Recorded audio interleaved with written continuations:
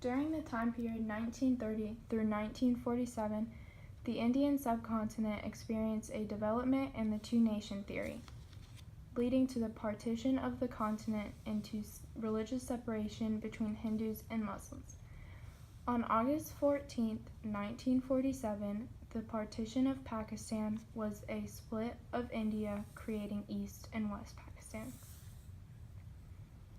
After the partition of British India, East Pakistan was only given 25% of the industrial investments and 30% of its imports. In 1952, the Bengali language movement, due to the central leaders declaring Urdu as the only state language of Pakistan, which led the East Pakistani people to protest. In 1954, the United States gave Pakistan U.S.-built weapons for the exclusive use of warring off communism, even though the use was solely to attack India. In 1961, 11 Bengali people were shot and killed while demanding state recognition of Bengali's primary language, leading to the 1965 Pakistani attack on India. In 1966, the Awami League creates the 6-Point Movement, a nationalist movement leading to the liberation of Bangladesh. On November 13, 1970, the Bola cyclone hit East Pakistan, killing 300,000 people. West Pakistan brushed off with an uncaring response. In March 1969, Yahya Khan became president of Pakistan. Before he became president, he was known as General Aga Muhammad Yahya Khan. During his presidency, he kindled a friendship with President Richard Nixon, giving him further access to military arms, allowing him to perpetrate the genocide. In October 1970, President Nixon rewarded President Yahya Khan with the selling of weapons from the U.S. to Pakistan.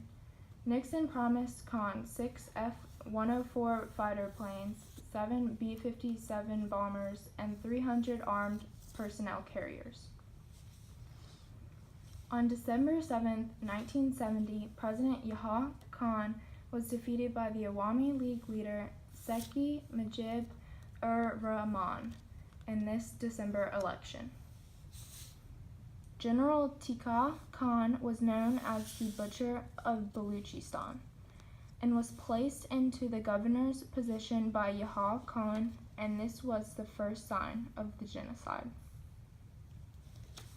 On March 25, 1971, official date that Operation Searchlight began, a massive murder campaign leading to the official start of the Bangladesh genocide. American-built tanks rolled towards Dhaka University with Punjabi and Baluchi soldiers shelling the dormitories and targeting professors and intellectuals in the school. Methods of genocide. Gendercide was the main method used by the Pakistani army. It targeted certain genders, in this case targeting boys and men. They targeted the men due to their profession and anyone who was against the Pakistani army. They began targeting women for rape and use of sex enslavement. The Pakistani army used rape as a weapon of war by violating 200,000 to 400,000 women during the time period of March through November in 1971. Forces used the method to add torture onto the men by forcing them to watch a soldier rape a female of their family before the man was sent to death. The sexual assault against women wasn't limited to just Muslim women. Christian and Hindu women were also assaulted. The Muslim Biharis were involved with the Pakistani army's use of hit-and-run rape.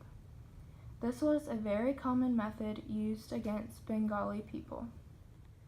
Eliticide was another method of targeting intellectuals, academics, cultural figures, and media workers that were Bengali.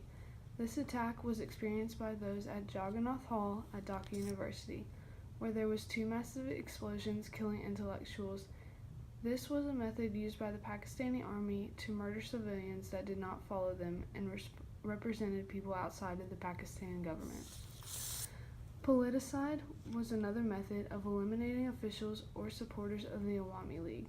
West Pakistani armies used the town of Harapara, where they had a prison place for executions and disposal sites for bodies.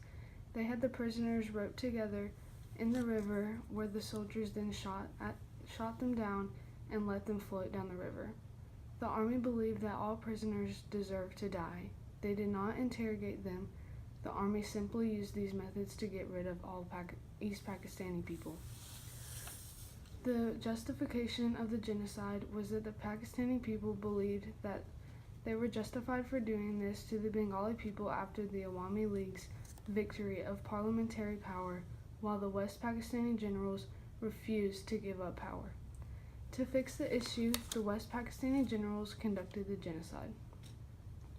On December 17, 1971, Pakistan surrendered to India, which freed Bangladesh. The short-term results were that the doctors from different countries had to be flown into Bangladesh to help the raped Bengali women deal with abortions, and over 200,000 women were raped. However, the Bengali people didn't receive help right away because of the ongoing tensions of the Cold War, where India backed the Soviets and the United States provided weapons to the Pakistani army.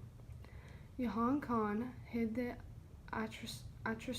atrocities of the genocide from the West Pakistani people, causing them to stage violent rallies to have Khan tried as a traitor when the Pakistani people found out.